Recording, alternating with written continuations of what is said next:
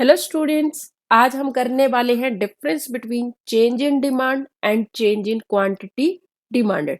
तो सबसे पहले हम बात करेंगे चेंज इन डिमांड की।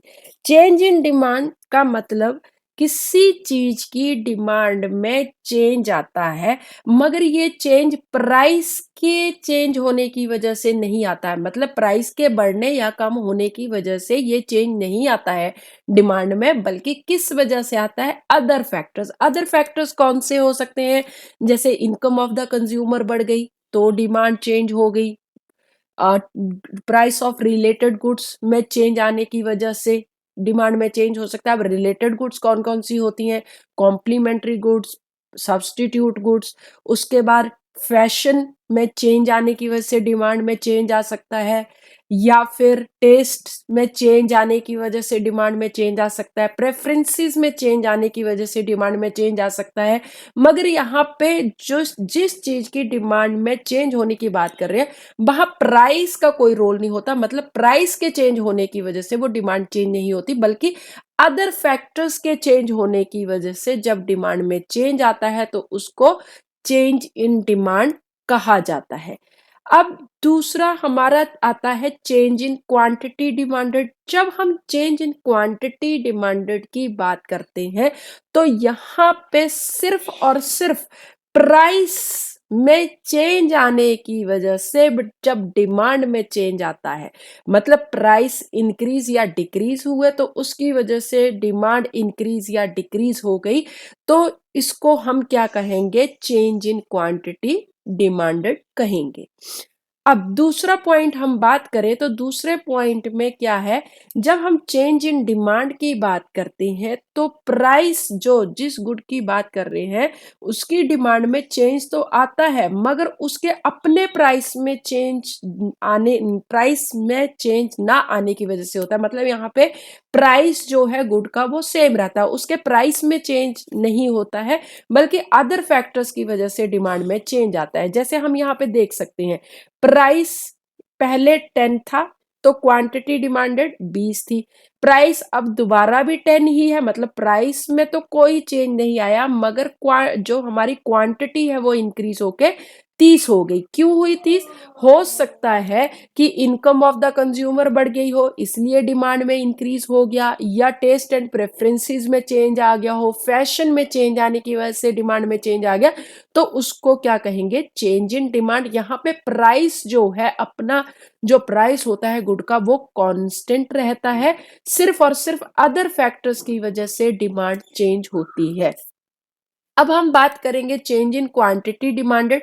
तो चेंज इन क्वांटिटी डिमांडेड में अदर फैक्टर जो है वो कांस्टेंट हो जाते हैं। अदर फैक्टर्स कौन से? जैसे हमने पढ़ा income of the consumer, taste preferences, price of related goods, तो ये सारे के सारे क्या हो जाते हैं? कांस्टेंट हो जाते हैं। सिर्फ और सिर्फ गुड की डिमांड में चेंज आता है, किसकी वजह से? प्राइस में चेंज आने की वजह से। तो हम यहाँ पे देख सकते हैं एक शेड्यूल बना हुआ है। प्राइस पहले 10 था तो क्वांटिटी 20 थी, प्राइस में चेंज हुआ, प्राइस कम हुआ, कितना हुआ? प्राइस 5 हुआ, तो क्वांटिटी डिमांडेड इंक्रीज होके 30 होगी। मतलब यहाँ पे किसकी वजह से चेंज आ रहा है? प्राइस में चेंज आने की वजह से क्वांटिटी डिमांडेड में चेंज आ रहा है, तो इसको चेंज इन क्वांटिटी डिमांडेड कहा जाएगा।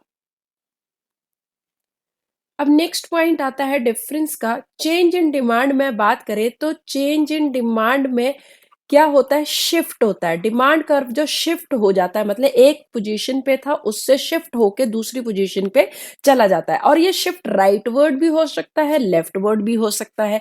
तो हम यहाँ पे डायग्राम से देखते हैं, ये प्राइस तो हमारा चेंज इन डिमांड में क्या रहता है? सेम रहता है। अब जब प्राइस 5 था तो हमारी क्वांटिटी डिमांडेड जो डिमांड थी वो कितनी थी? यहाँ पे ये थी Q। अब सपोज प्राइस तो हमारा सेम रहेगा, प्राइस में कोई चेंज नहीं आएगा। हो सकता है इनकम ऑफ द कंज्यूमर बढ़ गई हो, टेस्ट एंड प्रेफरेंसेस की वजह से डिमांड कर्व शिफ्ट होके, मतलब यहाँ पे इन राइट वर्ड शिफ्ट हो जाता है। यहाँ पे हो गया ये D1। किसकी वजह से? देखिए डिमांड चेंज होगी, डिमांड अपने आप ही बढ़ गई। पहले डिमांड थी सपोज यहाँ पे 3 की और अब बढ़ के हो गई 5 की। किसकी वजह से हुई? प्राइस तो सेम रहा, इसमें डिमांड कर्व शिफ्ट हो गया। कौन सा शिफ्ट हुआ है? यहाँ पे राइटवर्ड शिफ्ट हुआ। और राइटवर्ड शिफ्ट जब हुआ तो उसमें क्या हुआ? डिमांड इंक्रीज होगी। मगर देखिए प्राइस तो सेम है, यहाँ पे इनकम ऑफ द कंज्यूमर बढ़ने की वजह से या किसी और वजह से, तो इसको क्या कहा जाएगा? Rightward shift. इसी तरह से लेफ्टवर्ड शिफ्ट भी हो सकता है। ये हमारा लेफ्टवर्ड शिफ्ट हो गया। हो सकता है इनकम ऑफ द कंज्यूमर जो है कम हो गई, उसकी वजह से शिफ्ट हो गया। किस साइड को हो गया? यहाँ पे ये शिफ्ट हो गया। किसके? तो लेफ्टवर्ड शिफ्ट हो गया, मतलब डिमांड कम हो गई। तो यहाँ पे डिमांड कर्व जो है एक पोजीशन से दूसरी पोजीशन पे चला जाता है, या तो राइटवर्ड चला जाएगा या लेफ्टवर्ड चला जाएगा। तो ये किसके केस में होता है? चेंज इन डिमांड के केस में। अब हम बात करेंगे, अब पहले इसको हम देख लेते हैं डायग्राम को, ओरिजिनल कैसा है हमारे पास। ये हमारे पास जो है ये इस तरह से बना हुआ है ये डायग्राम। ये हमारे पास हम देख सकते हैं कि प्राइस जो है वो सेम रहा हमारा, 5 का 5 ही रहा। डिमांड कर्व ओरिजिनल जो था ये डी था, उसके बाद या तो राइट वर्ड हो गया या लेफ्ट वर्ड हो गया, पूरी तरह से शिफ्ट हो गया डिमांड कर्व।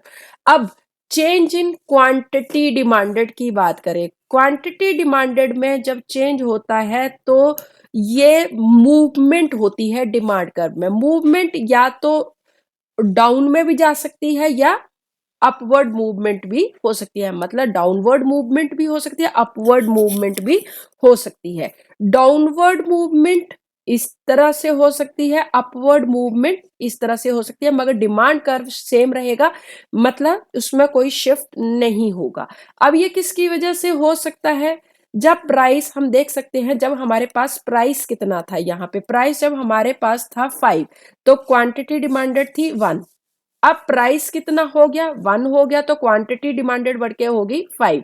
तो इस तरह से प्राइस कम होता है तो हमारा कौन सा हो जाएगा? प्राइस कम होने से डाउनवर्ड मूवमेंट हो जाएगी, मतलब डिमांड बढ़ जाएगी।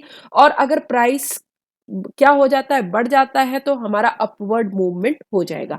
जब अब हम देखते हैं कि राइटवर्ड या लेफ्टवर्ड शिफ्ट होता है जब एक चेंज इन डिमांड में, तो राइटवर्ड शिफ्ट होगा तो उसको क्या कहा जाएगा? इंक्रीज इन डिमांड कहा जाएगा।